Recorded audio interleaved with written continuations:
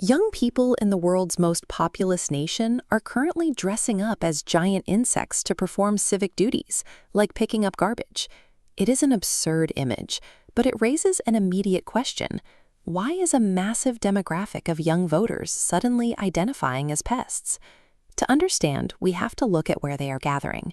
This is the Yamuna River in New Delhi. For decades, it has been choked by sewage, industrial waste, and a thick, toxic white foam. The physical rot of the river perfectly mirrors a growing frustration with systemic rot. The adoption of the pest identity started with an outburst inside India's highest court.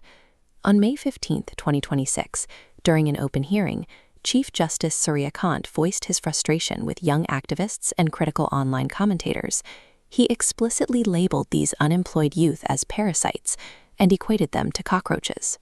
When an establishment figure mocks citizens on that scale, they hand those citizens the perfect mascot for rebellion. The internet immediately weaponized the insult. This stark bar chart compares employment outcomes in India, and it reveals the baseline economic desperation driving the anger. It shows a 29.1% unemployment rate among graduates. That is 9 times higher than the rate for those who never even attended school. That economic data compounded an immediate crisis. Shortly before the Chief Justice's comments, massive paper leaks were exposed in the government-run NEET medical entrance exams. The leaks completely shattered the illusion of a functioning meritocracy for millions of students. Layer that broken meritocracy over historically high inflation and a 12-year period where traditional political dissent has been systematically suppressed by the ruling government.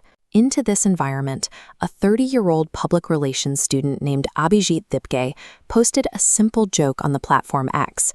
What if all the cockroaches come together? The Chief Justice's insult was a spark landing on a decade of dry tinder. That one tweet captured a diffuse generational anxiety and focused it into a highly coordinated digital uprising.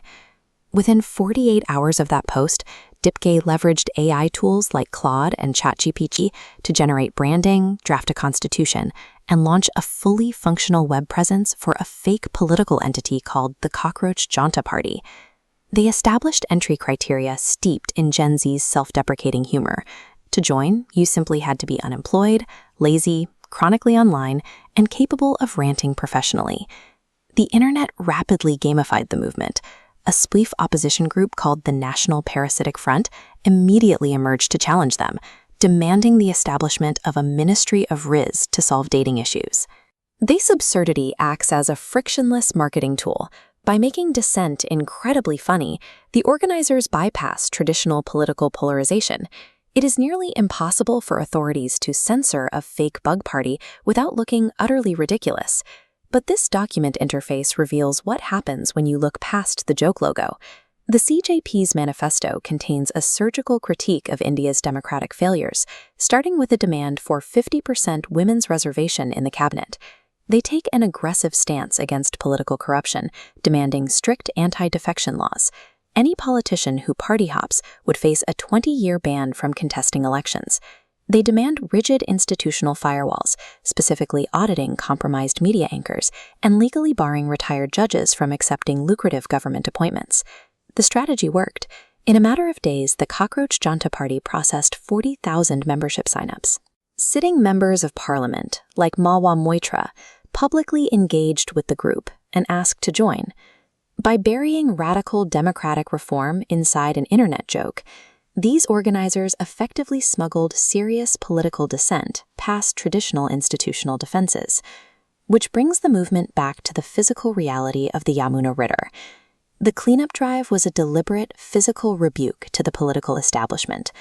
The metaphorical power here is undeniable. If the government claims its youth are pests breeding in rot, the youth will publicly expose and physically clean the rot that the government ignores. The Chief Justice quickly attempted to walk back his initial comments, issuing a clarification that he was only targeting individuals with fake degrees. But the clarification failed to slow the momentum. Young voters are frequently labeled as politically apathetic.